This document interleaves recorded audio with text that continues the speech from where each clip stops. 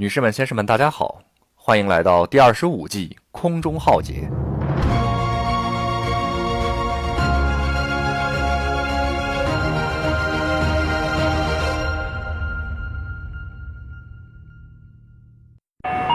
Bank angle. It takes only 25 seconds for Sriwijaya Air Flight 182 to spiral out of the sky.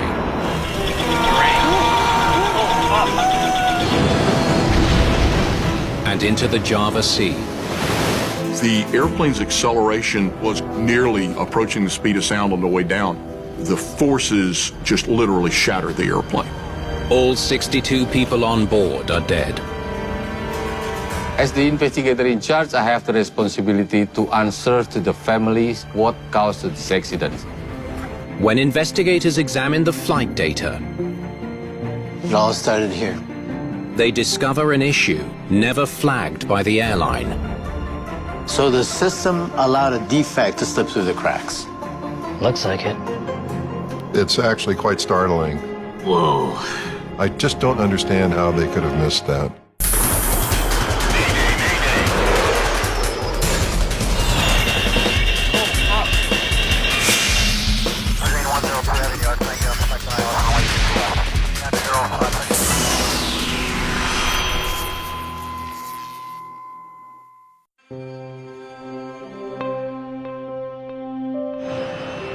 It's shortly after 2 in the afternoon at Soekarno-Hatta International Airport in Jakarta, Indonesia.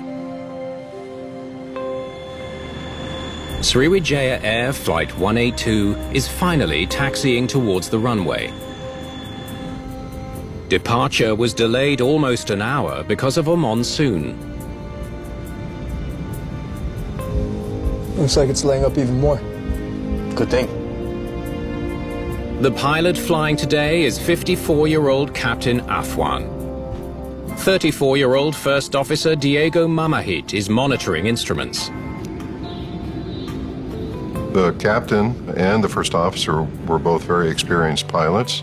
They had thousands and thousands of hours, both flying and on this airplane itself. The cabin is only half full due to the COVID pandemic. All of the 56 passengers are Indonesian nationals.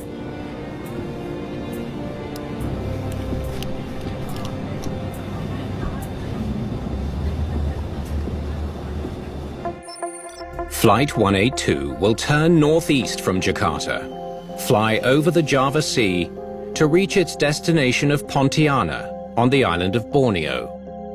In Indonesia, air travel is a mainstay of transportation. Because there are so many islands, customers use air transportation as a routine means of getting from one place to another. The crew performs last-minute checks before takeoff.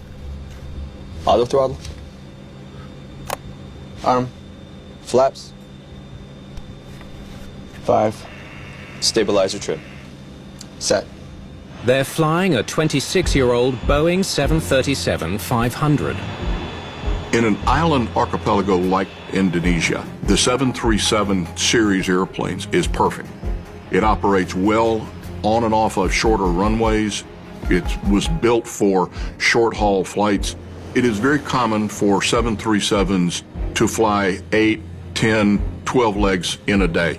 It's a workhorse. Sriwijaya 182, runway 25 right, clear for takeoff. Runway 25 right, clear for takeoff. Sriwijaya 182. Ready? Ready. The crew gets ready for a busy day. Takeoff thrust set. They're scheduled to fly several legs by the end of their shift. Speed increasing. 80 knots.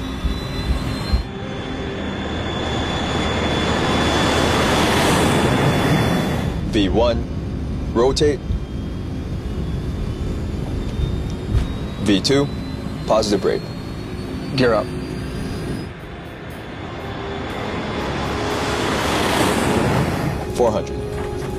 Flaps 1. Just after liftoff, LNAV. Captain Afwan engages the autopilot.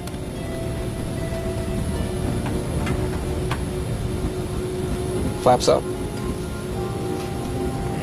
Most pilots really enjoy having the automatic system engaged as soon as possible because, of course, they're not actually hand flying at that point. So they have a little bit more awareness of what's going on with the airplane. Heading select.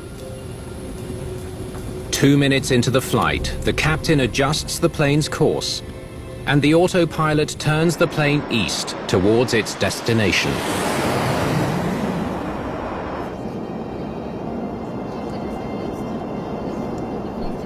In the cabin, passengers settle in for the 90-minute flight. As the plane continues its ascent, the captain switches the engine power setting from takeoff thrust to climb thrust. Jet engines, like any other engine, sustain more wear at very high power settings. So once you get airborne, you reduce to a climb thrust setting so that you're reducing wear on the airplane. Captain? Almost 3 minutes into the flight, the first officer spots something concerning. Looks like it might get rough ahead. You always try to give the passengers the smoothest ride that you can, so we don't fly through thunderstorms. Let's turn a bit further east to be safe. Check if heading 075 is open. Yes, Captain. Request heading 075 degrees to avoid weather. Sriwijaya 182. Sriwijaya 182, heading 075 approved. 075, Sriwijaya 182. The crew is given permission to divert to the right, around the weather. But the new route is very busy today. Sriwijaya 182, stop climbing at 110. To avoid other aircraft, they're instructed to level off at 11,000 feet. Stop climbing at 110. Copy, Sriwijaya 182. Captain, change altitude to 110. 110. The Boeing 737 continues its right turn.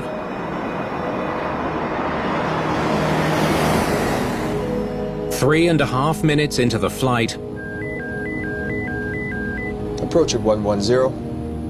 it nears the target altitude. 110.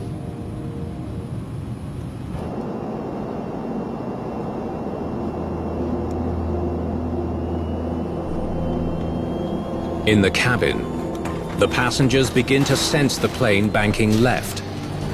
It continues until the plane is on its side.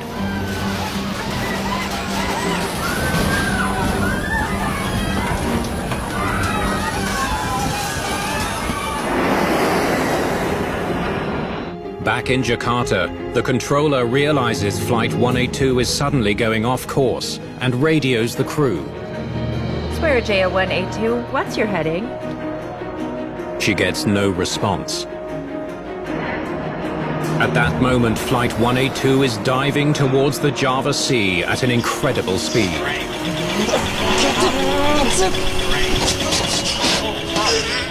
Captain Afwan is desperately trying to regain control of the plane.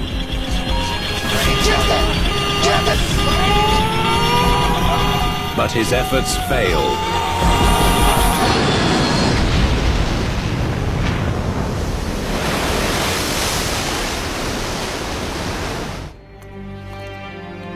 The airplane's acceleration was nearly approaching the speed of sound on the way down. The forces just literally shattered the airplane. A little more than 4 hours after Sriwijaya Air Flight 182 disappears from radar, search and rescue teams reach the plane's last reported coordinates, 11 nautical miles northwest of Jakarta, over the Java Sea. The team finds only an oil slick, small pieces of debris, and human remains. The Boeing 737 has disintegrated, and all 62 people on board are dead. With over 700 aviation fatalities in the last decade, Indonesia is already considered one of the deadliest aviation regions in the world. This accident needed to be resolved fairly quickly. People needed to understand it to gain confidence of flying in that region. Divers soon discover that most of the wreckage is buried in mud 50 feet below the surface. The scope of the wreckage was very wide, and it was monsoon season in Indonesia, where heavy rain and strong wind. So it was challenging for us to recover the wreckage. It's up to the team of investigators from Indonesia's National Transportation Safety Committee, the KNKT, to find out why the 737 plunged into the sea. The KNKT's lead investigator, Ray Nakayo, reviews video of the crash site of Flight 182, looking for the first clues as to what went wrong. Sriwijaya. Hey, Oni. I'm looking at the video now. Pieces are really small. What's the distribution area of the wreckage? 80 meters by 110 meters? Okay. All right, thanks.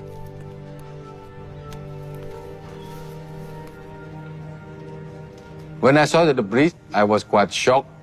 Even the strongest part of the aircraft, such as engine, it's destroyed. So my impression was that the impact speed was very high.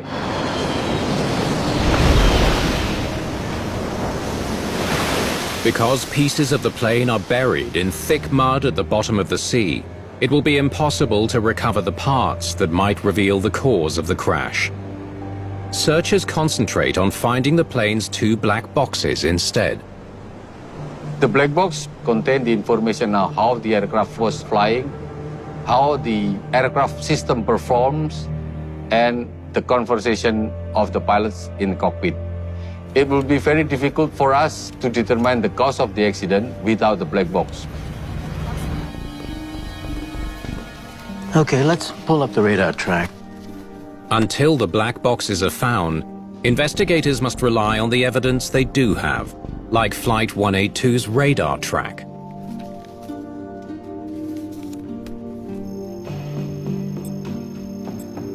Everything looks fine so far. You turn right toward the destination. Deviates left.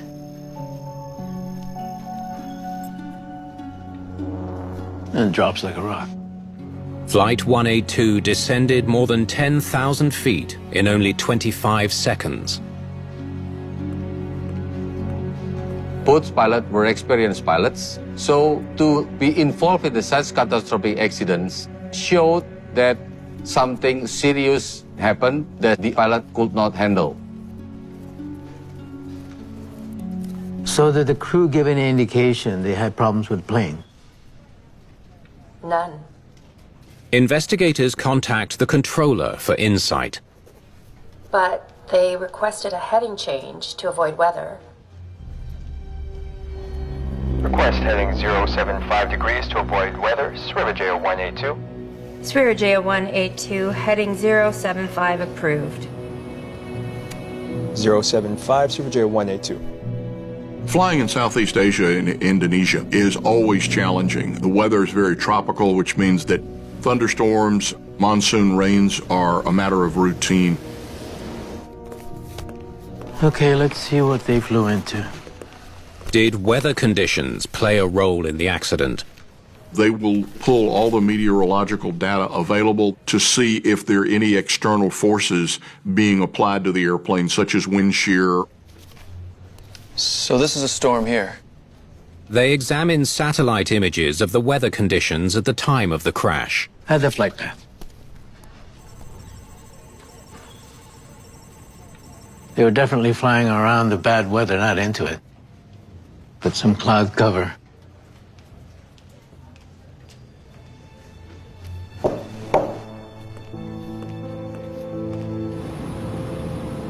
The pilot did not fly in the storm cloud. However, they were still in a cloud that prevent them to see the horizon. Heading select.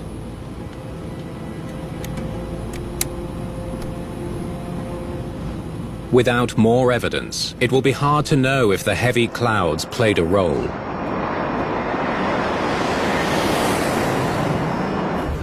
Three days after the crash, the search for the black boxes is successful. Bahwa The flight data recorder has been found. They also find the cockpit voice recorder's locator beacon. But the CVR itself has disintegrated, and the critical memory card is missing. They will need to continue sifting through the mud to find it. Will the flight data be enough to determine why the pilots lost control of Flight 182? It will take us 2 to 5 days to read the record. Hopefully, everything will be fine, and the mystery of this incident can be unveiled. Within days of finding Sriwijaya Air Flight 182's flight data recorder, investigators review the plane's flight parameters. Look at that. The thrust levers should always be moving together, but they split, causing the right engine to stay at full power and the left move to idle. The team discovers the thrust levers powering the left and right engines were at significantly different settings. Finding the thrust lever split was a breakthrough to the investigation. It answered our questions why the aircraft veered from the flight path and dived in such ways. That amount of split will push a plane on its side. There was a lot more thrust on the right side of the airplane than the left side of the airplane. But what could have caused the thrust levers to split? It all started here, when they changed from takeoff mode to climb mode. 2.5 minutes into the flight, the captain switches the autopilot and auto-throttle settings to reduce engine power. Less power is needed, so the auto throttle should be pulling both thrust levers back. But the right one doesn't budge.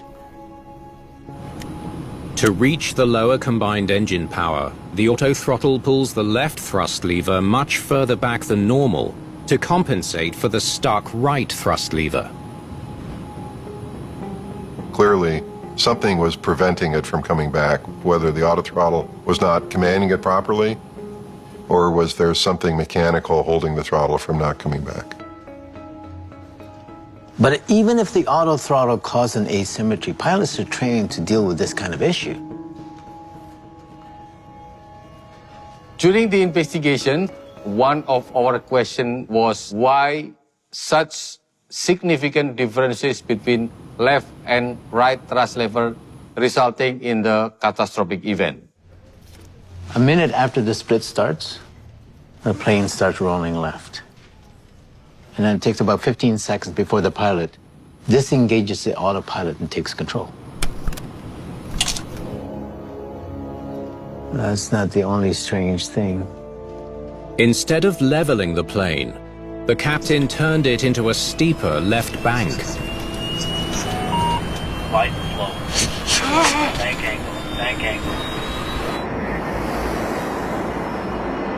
Why would the captain turn the control wheel the wrong way? I see. Looks like the control wheel is holding right. The autopilot held the control wheel right to fight the left roll.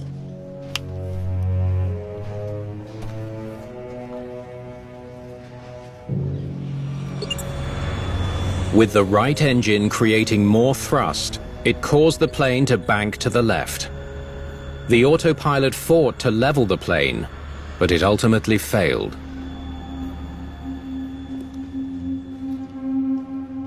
Maybe when the captain looks at the control wheel, he thinks the plane is turning right. The captain grabs the control wheel, disengages the autopilot, and turns left. But of course, this was exactly the opposite action that they should have taken. The left turn quickly becomes an irreversible left roll. Bank angle, bank angle. Bank angle! Get it!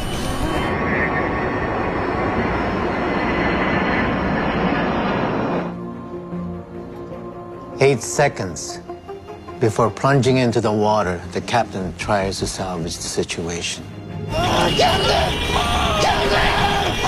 Captain Captain Afwan finally pulls the right thrust lever to idle, but it's too late. What would have been a minor overbank condition resulted in a loss of control in flight that resulted in loss of the airplane.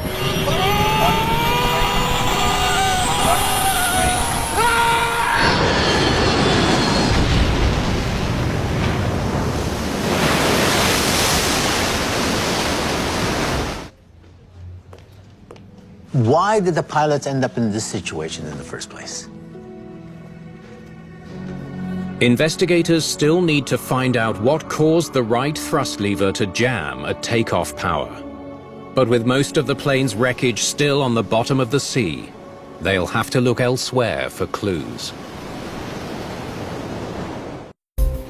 The investigation into the crash of Sriwijaya Air Flight 182 now focuses on the aircraft maintenance log to explain why the aircraft's right thrust lever didn't move back. So you got the records now?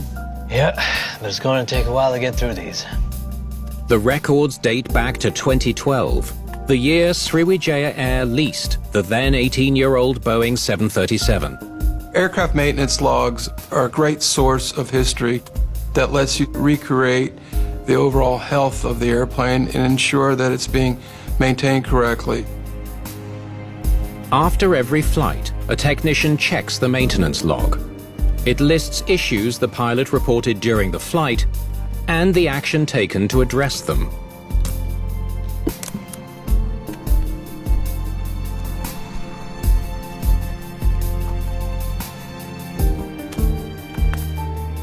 The plane flew an average of 7 flights per day. Adds up to over 10,000 pages. Okay, let's get to it. It will take time to review each record. Meanwhile, the victims' families are desperate for answers.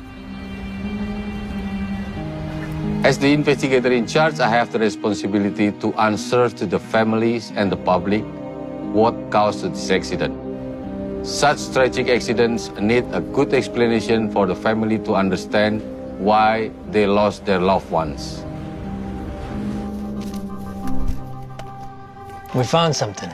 After several weeks of searching maintenance logs, investigators discover an alarming pattern. The accident aircraft enters Srivijaya's fleet in the spring of 2012 and crashes 2021. On November 7th, 2013, a pilot reports an auto throttle malfunction. From then until 5 days before the accident flight, there are 64 more reports of auto throttle malfunction. That's a lot. And none of the reports are very detailed. In fact, not a single pilot report mentions the thrust levers splitting. The autothrottle system was routinely written up as either unserviceable or causing problems. There was not a lot of specific information. How'd they follow up?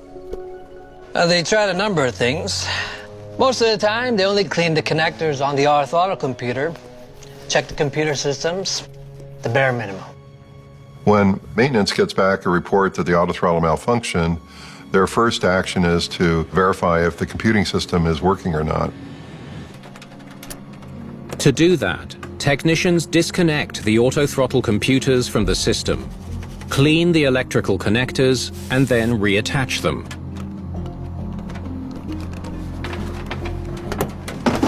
They then perform a computer test in the cockpit that detects and diagnoses faults.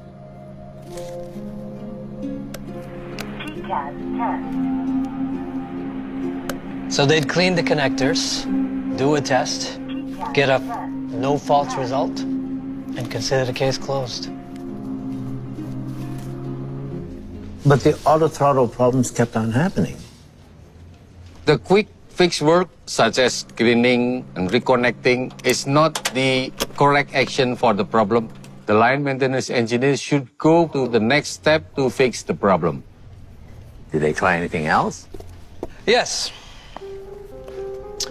From 2014 up until a week before the accident flight, they replaced various computers and other components.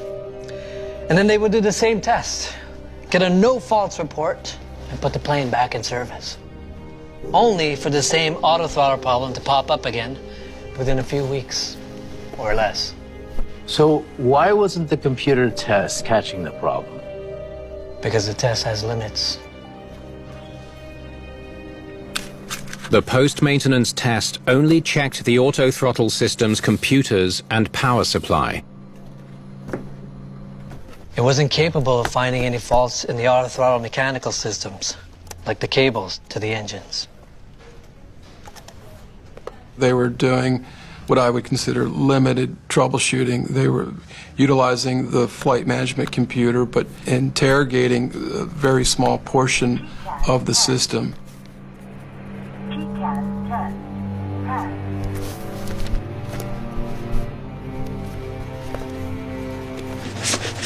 We double-checked the logs to see if they ever inspected the cabling all the way to the engines.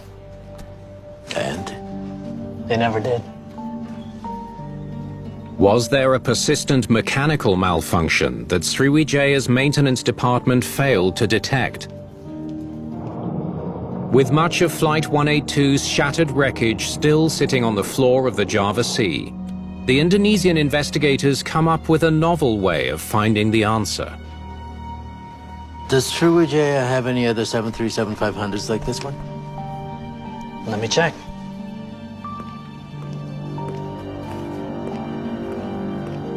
They do.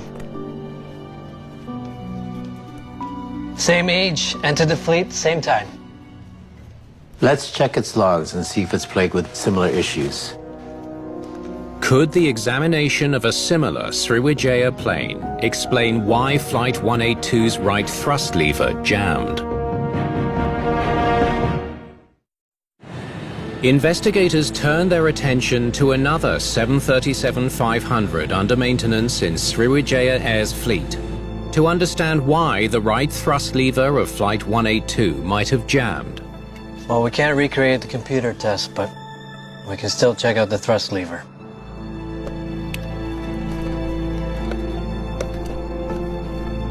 There's resistance.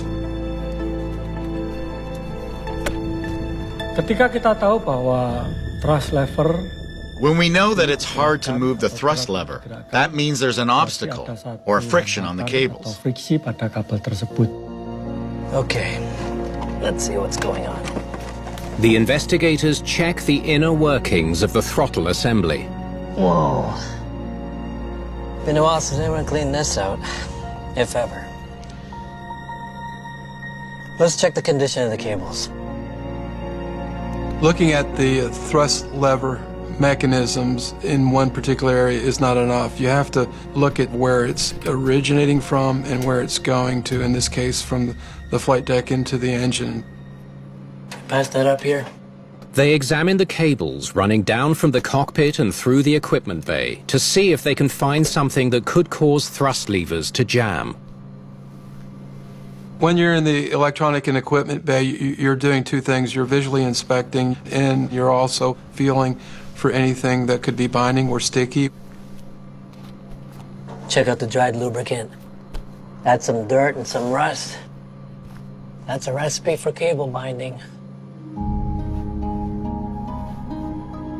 Binding prevents the thrust lever from being pushed or pulled. It's like it's pinched. So, the planes are the same type, same age, maintained in the same ways. It follows that the accident plane would have the same problem. The team assumes that the cable for the right thrust lever bound, preventing it from moving. To compensate, the autopilot had to keep pulling back the left lever. What's unclear is why Sriwijaya let the throttle system deteriorate so badly. You never let an airplane go with binding or friction. It's something that every line maintenance engineer, technician understands, that you have to isolate the problem and not accept any form of binding or friction in a control surface. Okay, thanks for your time. Investigators interview officials from Sriwijaya Air to determine why the airline did not address the cable binding in the plane's throttle system. Well, that was enlightening. How so? Management didn't think the auto throttle issues occurred frequently enough to warrant a grounding or an inspection. So they never knew that the cables weren't moving properly. How could 65 malfunctions not be considered frequent enough? Because it didn't meet the regulation's definition of a repetitive defect. According to the Indonesian Ministry of Transportation, for an issue to be considered a repetitive defect, it must occur 3 times over 15 flights on the same aircraft. None of Sriwijaya Flight 182's auto-throttle issues met that condition. So the system allowed a defect to slip through the cracks. Looks like it. It just seems strange that the thrust levers could split so much without some warning kicking in. Does the airplane have some fail-safe mechanism for preventing thrust lever asymmetry? I'll look into it. The 737 was unique by having independent thrust lever controls for the left and the right engines. And so that inherently provided for failure modes that could cause one thrust lever to be driven differently from the other. You were right. 737 Classics have a system that disconnects the auto throttle. The system is called the Cruise Thrust Split Monitor, or CTSM. It detects any significant difference in thrust between the left and right engines. The CTSM is designed to disconnect the autothrottle before the split gets to be so much that the autopilot can't fight it. Was the CTSM working properly? Okay, the auto throttle is supposed to disconnect under these 3 conditions. The flaps are less than 12.5 degrees.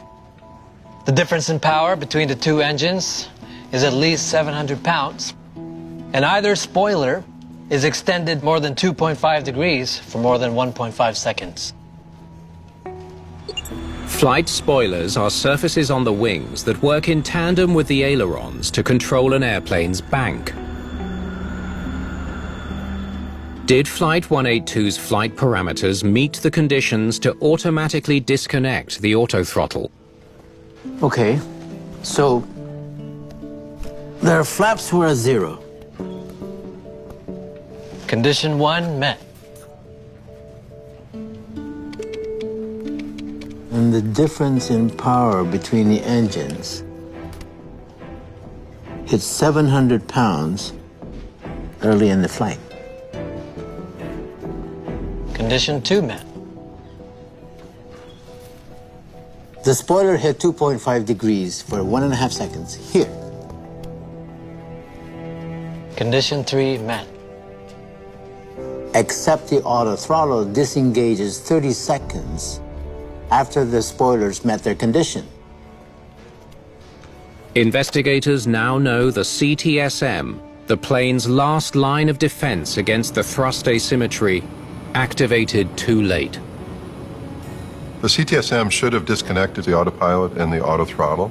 Had the alarm sounded on the autothrottle disconnect, the flight crew members' attention would have been turned to the thrust levers, and they would have seen the split. So, why did it take 30 seconds for the spoiler to trigger the CTSM? The wreckage won't give us that answer.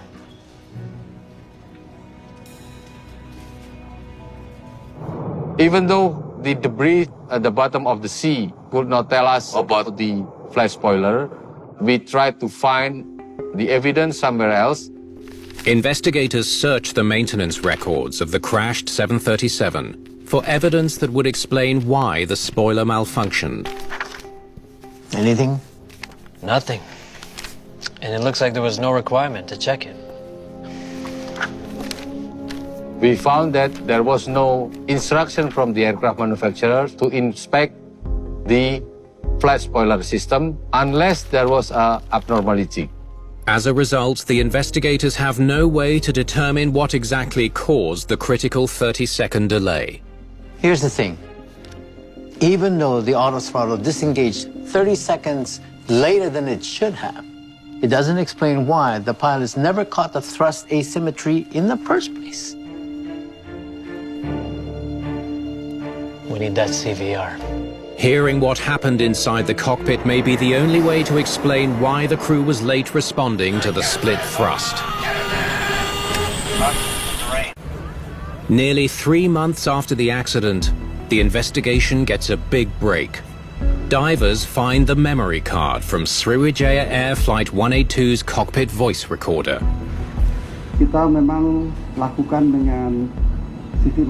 We did it systematically. And thank God, last night at 8 o'clock, we found it. Will the CVR explain why the pilots failed to notice the split in the thrust levers? And why the captain turned the plane the wrong way? Okay, let's start here when the thrust levers begin to diverge. Let's see if they notice it.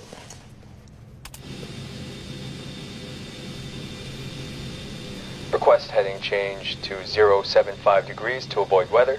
Sriwijaya 182. Sriwijaya 182, heading 075 approved. 075, Sriwijaya 182.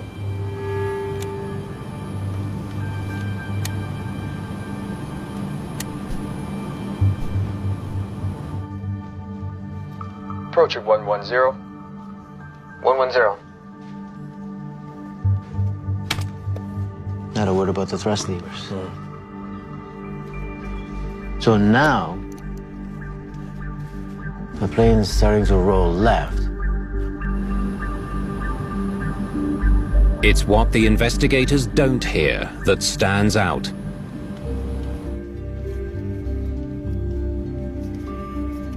They don't notice. They're not paying attention to the aircraft.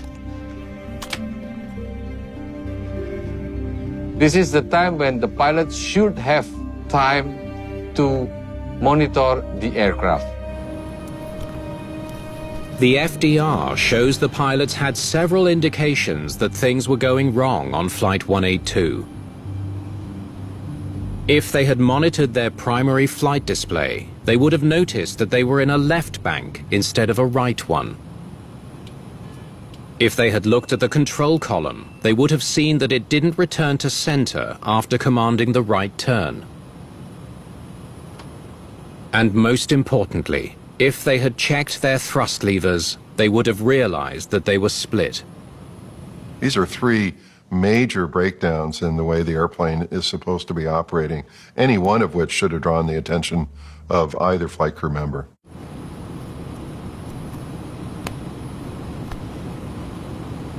They gave all responsibility for flying the plane to the auto throttle and the autopilot. Auto throttle? Arm. It's what investigators call the ironies of automation. Flight crews become more and more confident that the automatic system is going to fly the airplane safely. So the pilot's not really thinking that the airplane is going to be in any kind of difficulty. So when did they finally clue in to the fact that they were banking left instead of right? Okay, let's hear more. Set standard. Sriwijaya 182, climbing to altitude 130, roger. 130. 130. Bank angle, bank angle. Bank angle, bank angle. Oh, sorry. Bank angle, bank angle.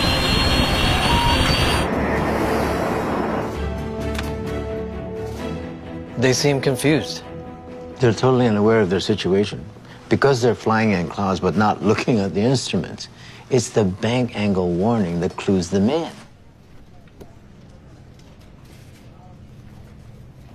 The crew was clearly startled. They didn't understand what was going on. Bank angle, bank angle.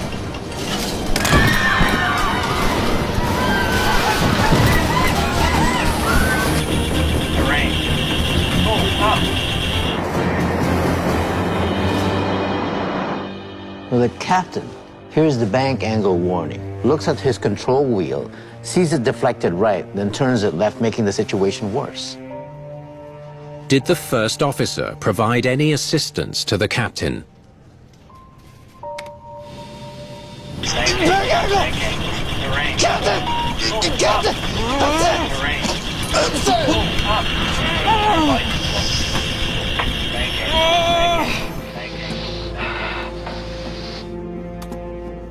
The first officer isn't helping at all.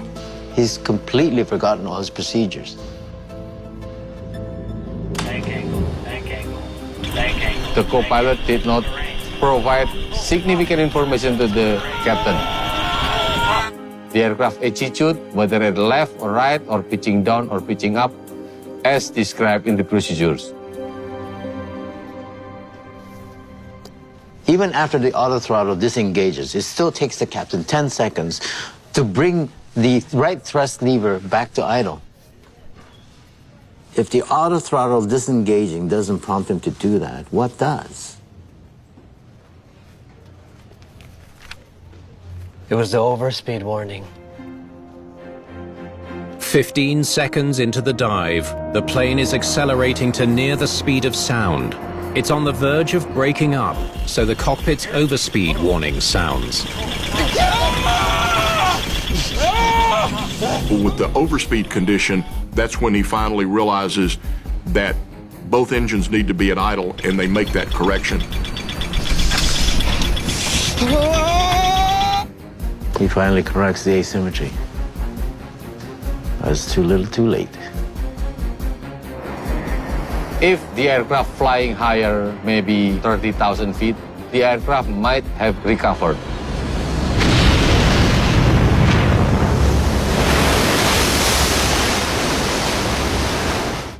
In the final report, released more than a year and a half after the crash, investigators highlight the many failings that contributed to the crash of Flight 182. Chief among them was the failure of the pilots to pay attention to what their plane was telling them during the flight. What happened was the sense of confidence and complacency towards the automation system may have caused poor monitoring and awareness of other instruments and activities. The report also highlights the failure of maintenance, both at the line and management levels, in recording a history of autothrottle malfunctions. For them not to take the time to take the aircraft out of service and effectively troubleshoot it in today's era is just not heard of. You have to ensure that you're upholding safety and you're taking every action to troubleshoot and inspect the airplane. It was tragic that no pilot reported thrust lever split in their failures. They always reported them as autothrottle issues, but they didn't say the words thrust lever split. If the pilots don't report the problem accurately, nobody's going to fix it. Sriwijaya Air committed to improving its training for both pilots and maintenance engineers. But today, the airline is a much smaller operation. Its fleet consists of 4 aircraft. Only one of its 737-500s is still in use. This accident gave the world a valuable lesson that simple problems could lead to a catastrophe. There's our hope that this kind of incident will never happen again in the future.